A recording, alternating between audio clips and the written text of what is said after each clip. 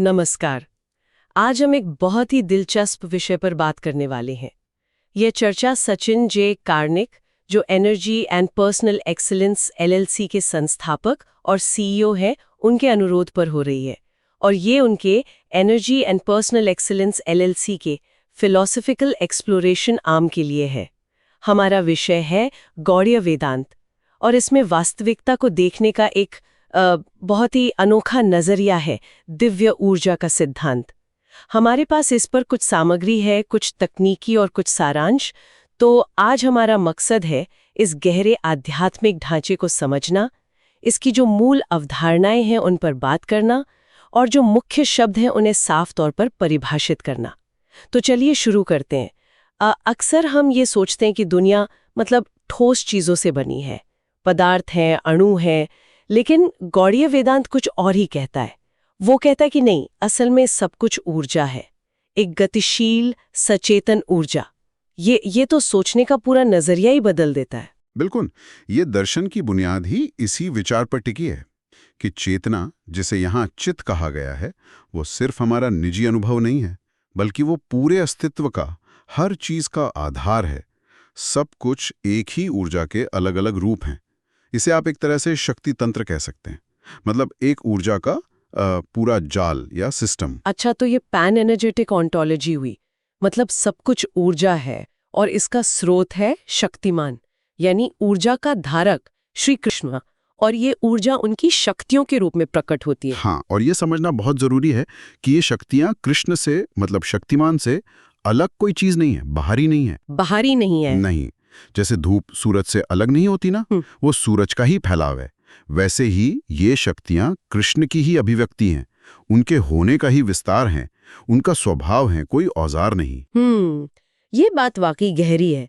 तो फिर वो जो एक बहुत अहम सिद्धांत आता है इसमें, शक्ति शक्तिमान अभेद, वो इसी से जुड़ा हुआ है? हाँ, एकदम सही। शक्ति शक्तिमान अभेद, इसका सीधा सा मतलब है कि शक्ति यानी ऊर्जा और शक्तिमान यानी ऊर्जा का स्रोत या धारक, वो असल में एक ही हैं। उनमें कोई बुनियादी सत्तामूलक भेद नहीं है, अभेद हैं वो। जैसे आग और उसकी जलाने की शक्ति आप अलग नहीं कर सकते, ये उनकी आध्यात्मिक एकता है। लेकिन फिर इसमें भेद की बात भी आती है, भिन्नता। हाँ, आती है, लेकिन ये समझना जरूरी है कि ये भेद किस तरह का है। ये चीजों के अलग होने का भेद नहीं है जिसे द्रव्य भेद कहते हैं। ये है व्यापार भेद, मतलब उनके काम करने के तरीके में भिन्नता। ऊर्जा अलग अलग तरह से काम करती है, अलग अलग रूप लेती है, पर रहती उसी एक स्रोत की ही है। अच्छा, इसे आप बहुरूपी एकता कह सकते हैं। एक ही सत्य कई रूपों में प्रकट होता है, बिना खुद बटे हुए। शक्ति असल में कृष्ण अभिव्यक्ति में है। एक ही समय पर एक भी हैं और अलग भी। ये समझने में थोड़ा मतलब मुश्किल लगता है, शायद इसीलिए श्री चैतन्य महाप्रभु ने वो सिद्धांत दिया, अचिंत्य भेदाभेद तत्व।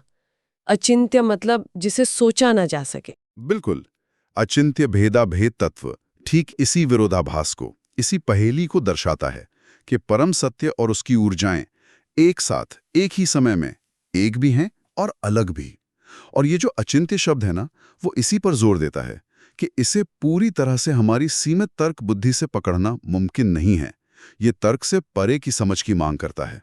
तो फिर ये एकता और भिन्नता ये काम कैसे करती हैं? मतलब किस आधार पर वो एक हैं और किस आधार पर अलग दिखते हैं? देखिए, एकता अभेद इस मायने में है कि सब कुछ, चाहे वो आध्यात्मिक जगत हो, चाहे हमारी चेतना यानी जीव हो, या फिर ये भौतिक दुनिया, सब उसी एक दिव्य तत्व, ब्रह्म तत्व से बने हैं। जैसे सोना है, उससे हार भी बनता है, अंगूठी भी, कंगन भी, पर हैं तो सब सोना ही ना। हाँ, ये बात सही है। और भिन्नता ऐसे दिखती है कि इसी एकता के अंदर अलग अलग गुण और कार्य उभरते हैं। आध्यात्मिक जगत के गुण अलग हैं, भौतिक जगत के अलग, हमारी चेतना की स्थिति अलग है। तो ये विविधता है, बिखराव नहीं। ये सिद्धांत देखा जाए तो शंकर के अद्वैत, जहां सब कुछ पूरी तरह एक है, और मधु के द्वैत, जहां ईश्वर और सृष्टि पूरी तरह अलग हैं, उनके बीच का एक रास्ता दिखाता है। एक तरह का मध्य मार्ग। हाँ, कह सकते हैं। ये एक तरह का संबंधात्मक अद्वैतवाद है। इसमें एकता भी है, विविधता भी है, और सबसे जरूरी बात, ईश्वर के साथ एक व्यक्तिगत प्रेमपूर्ण संबंध यानी भक्ति की पूरी गुंजाइश है। ऊर्जावान बहुलता भी है, पर आध्यात्मिक विच्छेद नहीं है। अच्छा, ये स्पष्ट हुआ। अब यहाँ एक बड़ा सवाल उठता है मेरे मन में। अगर ईश्वर एक है, अपरिवर्तनशील है, तो फिर ये जो बदलती हुई दुनिया है, ये कैसे बनी? यहीं पर शायद वो शक्ति परिणामवाद का सिद्धांत आता है। यहाँ कुछ दिलचस्प होने वाला है, मुझे लग रहा है। हाँ, बिल्कुल। शक्ति परिणामवाद यानी ऊर्जा का रूपांतरण, ये सिद्धांत बहुत महत्वपूर्ण है गौड़ीय वेदांत में। ये कहता है कि ये जो सृष्टि हम देखते हैं, ये ब्रह्मांड, ये ईश्वर के सार या स्वरूप का बदलाव नहीं है, बल्कि ये उनकी शक्ति, उनकी ऊर्जा का रूपांतरण है। अच्छा, सार का नहीं, शक्ति का। ये फर्क क्यों जरूरी है इतना? ये फर्क इसीलिए जरूरी है क्योंकि इससे दोनों बातें बनी रहती हैं। एक तरफ परम सत्य यानी श्री कृष्ण, वो खुद हमेशा पूर्ण रहते हैं, अपरिवर्तित रहते हैं, अविकृत, उनमें कोई बदलाव नहीं आता अपनी शक्तियों के अनंत विस्तार के बावजूद। और दूसरी तरफ ये जो दुनिया हम अनुभव करते हैं, पदार्थ, जीवन, मन, ये भी वास्तविक है। ये कोई भ्रम मात्र नहीं है जैसा कुछ और दर्शन मानते हैं। ये उनकी दिव्य शक्ति के ही अलग अलग रूपों में ढलने से, मतलब शक्ति विकास से बनी है। तो सृष्टि शून्य से नहीं बनी? नहीं, शून्य से नहीं, बल्कि ईश्वर की ही ऊर्जा के रूपांतरण से बनी है।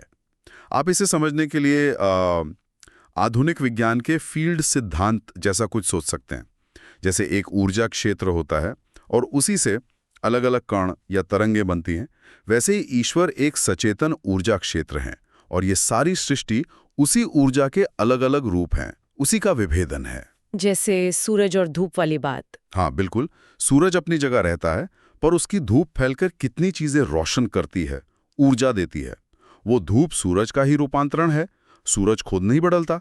और ये प्रक्रिया, ये रूपांतरण, क्या ये लगातार चलता रहता है? वो स्पंद या कंपन वाली जो बात है। हाँ, स्पंद, इसका मतलब है कंपन या धड़कन। ये बताता है कि सृष्टि कोई एक बार होकर खत्म हो जाने वाली घटना नहीं है। ये ईश्वर की चेतना का एक निरंतर लयबद्ध फैलाव है सृष्टि, और फिर सिमटाव, प्रलय है। ये उनके आनंद की ही एक लयबद्ध अभिव्यक्ति है। जैसे सांस लेना और छोड़ना होता है। बिल्कुल वैसा ही। बहुत अच्छा उदाहरण है। जैसे हम सांस लेते और छोड़ते हैं, वैसे ही ये दिव्य ऊर्जा खुद को अभिव्यक्त करती है और फिर वापस सिमटती है। ये पूरी प्रक्रिया ही लीला है, एक खेल है जो ईश्वर अपने आनंद के लिए रचते हैं, अपनी पूर्णता को व्यक्त करने के लिए। इससे ये ब्रह्मांड कोई बेजान मशीन नहीं रहता, बल्कि एक जीता जागता स्पंदन करता हुआ रहस्य उद्घाटन बन जाता है। ये बहुत ही गहरा नजरिया है। अब अगर हम इन दिव्य ऊर्जाओं की बात करें जिनकी ये सारी अभिव्यक्ति है, तो आपने कहा था कि ये 3 मुख्य तरह की हैं: स्वरूप शक्ति, तटस्थ शक्ति और माया शक्ति। और ये भेद, ये काम का है, पदार्थ का नहीं, यही ना? सही, बिल्कुल सही। ये व्यापार भेद है, द्रव्य भेद नहीं। तो सबसे पहले है स्वरूप शक्ति। ये ईश्वर की सबसे भीतरी, सबसे अंतरंग, सबसे निजी और सबसे जरूरी शक्ति है। यही वो शक्ति है जिससे आध्यात्मिक जगत बनता है, वो पारलौकिक क्षेत्र, जैसे गोलोक वृंदावन या वैकुंठ लोक। ये पूरी तरह से दिव्य है, आध्यात्मिक। और इसकी खासियत क्या है? ये कैसी होती है? आनंद। सत मतलब शाश्वत अस्तित्व जो कभी खत्म नहीं होता। चित मतलब पूरी तरह शुद्ध चेतना। और आनंद मतलब परम आनंद, परम सुख। ये अपने आप में प्रकाशित है, स्वयं प्रकाशमान। समय, स्थान, कारण, कार्य के जो बंधन यहाँ हैं, उनसे पूरी तरह आजाद। और इस दायरे में जो चेतनाएं हैं, जो नित्य सिद्ध जीव कहलाते हैं, वो कभी भ्रमित नहीं होते। उन्हें सीधा अनुभव होता है। हाँ, उन्हें ईश्वर का सीधा प्रेमपूर्ण संबंध परक अनुभव होता है। इसे आनंद चिन्मय रस कहते हैं, यानी चेतन आनंद का परम स्वाद। तो स्वरूप शक्ति का मुख्य काम ईश्वर के अपने आनंद और उनकी लीलाओं को संभव बनाना है, उनके आत्मानुभव और आत्मव्यक्ति को सक्षम करना है। इसी शक्ति के आप कह सकते हैं 3 पहलू हैं: संधिनी जो अस्तित्व का आधार देती है, संवित जो दिव्य ज्ञान को प्रकाशित करती है, और हलादिनी जो दिव्य आनंद का कंपन है। ये तीनों मिलकर आध्यात्मिक जगत को आत्मनिर्भर, आत्मजागरूक और आत्म आनंदित बनाते हैं। ये ईश्वर की पूर्णता को दर्शाती है, सिर्फ एक निराकार सत्ता के रूप में नहीं, बल्कि एक ऐसे व्यक्तिगत और संबंधपरक रूप में जहां प्रेम, रस और ज्ञान सब एक साथ एक दीप्तिमान चेतना के अविभाज्य पहलू हैं। ठीक है, ये हुई स्वरूप शक्ति यानी आंतरिक ऊर्जा। इसके बाद आती है तटस्थ शक्ति। तटस्थ का मतलब है किनारे पर। तो ये कहाँ स्थित है और ये व्यक्तिगत चेतना मतलब हम जीवों से कैसे जुड़ी है? ये एक महत्वपूर्ण सवाल उठता है। बिल्कुल। तटस्थ शक्ति की स्थिति वाकई अनोखी है, बहुत दिलचस्प है। ये आध्यात्मिक क्षेत्र स्वरूप शक्ति और भौतिक क्षेत्र माया शक्ति के ठीक बीच में एक सीमा पर, एक किनारे पर स्थित है। इसीलिए इसे तटस्थ या सीमांत शक्ति कहते हैं। एक दहलीज की तरह। हाँ, बिल्कुल। एक दहलीज या सीमा स्थान कह सकते हैं। एक संतुलन बिंदु, पर वो अस्थिर संतुलन है, मेटास्टेबल। और इसी शक्ति से हम सब जीव बने हैं। चेतना की अनगिनत छोटी छोटी व्यक्तिगत इकाइयां। इन्हें चित अणु यानी चेतना का कण भी कहा जाता है। ईश्वर की चेतना का एक सूक्ष्म कण। और इनमें स्वतंत्रता होती है। हाँ, हर जीव के पास एक बहुत छोटी सी अति सूक्ष्म पर बेहद महत्वपूर्ण स्वतंत्रता होती है। एक स्वतंत्रता बीज, यही वो आजादी है जो हमें चुनने का मौका देती है कि हम या तो स्वरूप शक्ति की ओर मुड़े, अपने आध्यात्मिक सार के साथ जुड़े, या फिर माया शक्ति की ओर मुड़ जाएं और भौतिक पहचान में उलझ जाएं। ये जो दोहरी क्षमता है, ये जीव की इसी सीमांत तटस्थ स्थिति से आती है। एक तरह की दिशात्मकता की अनिश्चितता है। तो इसका काम एक पुल की तरह है, जैसा आपने पहले कहा था। वाह, आप कह सकते हैं ये क्षेत्रों के बीच एक ऊर्जावान पुल का काम करती है। अनंत को परिमित से जोड़ती है, शुद्ध चेतना को बद्ध चेतना से। इसी शक्ति के कारण हम जीव दिव्य प्रेम और सांसारिक अनुभव दोनों में भाग ले सकते हैं। प्रेम और भक्ति का जो संबंधप्रक ब्रह्मांड है, वो इसी तटस्थ शक्ति के कारण संभव हो पाता है। ये एक मध्यस्थ इंटरफेस जैसा है। तो ये स्वतंत्रता, जिम्मेदारी और संबंध, ये सब लाती हैं। हाँ, ये दिव्य पारस्परिकता का बीज है। परिवर्तन की क्षमता इसी में निहित है। आप इसे फेज बाउंड्री जैसा भी सोच सकते हैं, जहां अवस्था बदलने की संभावना होती है। और फिर तीसरी शक्ति है माया शक्ति। माया शब्द तो काफी सुना हुआ है, अक्सर भ्रम के अर्थ में इस्तेमाल होता है। हाँ, माया शक्ति बाहरी ऊर्जा है। ये इस अनुभवजन्य या घटनात्मक क्षेत्र को, यानी भौतिक अभिव्यक्ति के डोमेन को नियंत्रित करती है। ये वो दुनिया है जिसे हम अपनी इंद्रियों से अनुभव करते हैं। स्वरूप शक्ति जहां खुद प्रकाशित और आत्मजागरूक है, वहीं माया शक्ति एक तरह से उल्टाव के माध्यम से काम करती है। यह है तो चेतना ही, पर ऐसे प्रकट होती है मानो अचेतन जड़ पदार्थ हो। अच्छा, चेतना का उल्टाव। हाँ, चेतना का एक आयामी उल्टाव या अपवर्तन कह सकते हैं, जो अज्ञान यानी अविद्या के माध्यम से होता है। तो इसके नतीजे क्या होते हैं? क्या माया पूरी तरह झूठी है? अलगाव, विभेदन और लगातार बदलाव, रूपांतरण। ये असत यानी अस्थायी बदलते रहने वाले रूप उत्पन्न करती है। इस डोमेन में जीव अक्सर खुद को शरीर, मन, अहंकार जैसे भौतिक आवरणों से पहचानने लगता है और अपने असली आध्यात्मिक स्वरूप को भूल जाता है, और इसी वजह से बंधन, पीड़ा, दुख और सीमा का अनुभव करता है। ये अनुभवजन्य द्वैत का क्षेत्र है, समय, स्थान, कार्य कारण। लेकिन क्या ये पूरी तरह झूठी है, अस्तित्वहीन? नहीं, अस्तित्वहीन होने के अर्थ में झूठी नहीं है, बल्कि ये आश्रित है और विकृत करने वाली है। स्वरूप शक्ति की तुलना में इसकी वास्तविकता अलग तरह की है। इसे एक चिंतनशील पर्दा या परछाई की तरह समझ सकते हैं, जो असलियत को ढक लेती है या टेढ़ा-मेढ़ा दिखाती है। और इसका उद्देश्य क्या है फिर, अगर ये ईश्वर की ही शक्ति है? हाँ, ये महत्वपूर्ण है कि ये ऊर्जा भी दिव्य मूल की ही है। ये ईश्वर की इच्छा के अनुसार एक शिक्षाप्रद पर्दे के रूप में काम करती है। इसका उद्देश्य जीव को फंसाना नहीं, बल्कि उसे अनुभव के माध्यम से सीखने का अवसर देना है, ताकि वो धीरे धीरे अपनी असली पहचान को समझे और अंततः मुक्ति, मोक्ष की तलाश करे। तो इसका कार्य दंडात्मक नहीं बल्कि सहायक है। ब्रह्मांडीय खेल में एक परिवर्तनकारी तंत्र है ये। तो अगर इन तीनों स्वरूप, तटस्थ और माया, को एक साथ देखें तो एक पूरी तस्वीर बनती है। आपने कहा था कि ये सब एक ही ऊर्जा के अलग अलग काम हैं, पदार्थ अलग नहीं है। तो इस सब का क्या मतलब निकलता है? ब्रह्म, श्री कृष्ण, उनका हृदय या अंतरतम क्षेत्र है स्वरूप शक्ति। बीच की दहलीज है तटस्थ शक्ति, यानी हम जीव। और बाहरी दर्पण या पर्दा है माया शक्ति, यानी ये भौतिक जगत। ये सब मिलकर एक जीवित ब्रह्मांड बनाते हैं, जहां वास्तविकता का हर तल आध्यात्मिक, मनोवैज्ञानिक और भौतिक उसी एक दिव्य ऊर्जा की निरंतर आत्म अभिव्यक्ति का एक तरीका है। वो समंदर वाला उदाहरण शायद यहाँ मदद करेगा। हाँ, वो उदाहरण इसे समझने में काफी मदद करता है। मान लीजिए चेतना एक विशाल गहरा समुद्र है, तो उसकी शांत, स्थिर, अविचलित, चमकदार गहराई है स्वरूप शक्ति, शुद्ध, पूर्ण। उसकी सतह, जहां लहरें उठ रही हैं, हलचल है, जहां गहराई का साफ प्रतिबिंब शायद न दिखे या विकृत दिखे, वो है माया शक्ति, उत्तेजित परत। और पानी की वो अनगिनत बूंदें जो उस समुद्र का ही हिस्सा हैं, वो हैं तटस्थ शक्ति, यानी जीव। ये बूंदें या तो गहराई में डूब सकती हैं, शांत हो सकती हैं, आध्यात्मिक प्राप्ति, या फिर सतह पर लहरों के साथ बह सकती हैं, भौतिक उलझाव। पर है सब पानी ही। बिल्कुल, हैं सब पानी ही, वही एक सत्तामूलक पदार्थ, वही ऊर्जा, बस उनका कार्य और उनकी स्थिति अलग अलग है।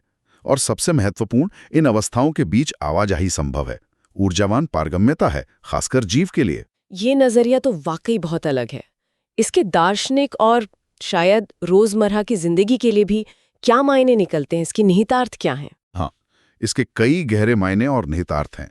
पहला तो यही कि वास्तविकता मूल रूप से सहभागिता है, अलगाव नहीं। अस्तित्व कोई सत्तामूलक निर्वासन नहीं है। हम ईश्वर से कटे हुए नहीं हैं, बल्कि उनके साथ एक दिव्य सहभागिता, एक संबंध में है। ये दुनिया ईश्वर संबंध में है। दूसरा, जीव की स्वतंत्रता। ये ईश्वर से स्वायत्तता या आजादी नहीं है, बल्कि ईश्वर के भीतर स्वायत्तता है। दिव्य इच्छा का ही एक विभेदक तरीका, जिसमें हमें चुनाव करने की क्षमता मिली है। और सृष्टि का उद्देश्य? तीसरा, सृष्टि का उद्देश्य आनंद विकास है, बहुलता के माध्यम से ईश्वर के आनंद का विस्तार। ये पूरा ब्रह्मांड एक लीला है। चौथा, ये हमें एक तरह की धार्मिक पारिस्थितिकी या आध्यात्मिक पर्यावरण की समझ देता है। अगर हर परमाणु, हर कण उसी दिव्य ऊर्जा का एक मॉड्यूलेशन है, तो सब कुछ पवित्र है। हर चीज में एक ऊर्जावान पवित्रता है। तो आध्यात्मिकता सिर्फ पूजा पाठ तक सीमित नहीं रहती, बल्कि सभी अस्तित्व के प्रति एक सम्मान और जुड़ाव का भाव बन जाता है। और वो विरोधाभास? हाँ, और आखिर में ये सिद्धांत कई मुश्किल लगने वाले विरोधाभासों को हल करने या उन्हें एक साथ समझने का रास्ता दिखाता है, जैसे एकता और विविधता, स्वतंत्रता और नियतिवाद, ईश्वर का दुनिया में होना, अंतर्निहितता, और दुनिया से परे होना, पारलौकिकता। ये सब अचिंत्य भेदाभेद के जरिए एक साथ संभव हो पाते हैं। तो कुल मिलाकर संक्षेप में कहें तो गौड़ीय वेदांत का ये दिव्य ऊर्जा सिद्धांत हमें वास्तविकता को देखने का एक अनूठा दृष्टिकोण देता है। वास्तविकता कोई स्थिर जड़ चीज नहीं, बल्कि श्री कृष्ण शक्तिमान से उत्पन्न एक गतिशील सचेतन ऊर्जा क्षेत्र, शक्ति तंत्र है। और ये ऊर्जा 3 विशिष्ट लेकिन एकीकृत तरीकों से प्रकट होती है: स्वरूप, तटस्थ और माया। भेद कार्य में है, पदार्थ में नहीं।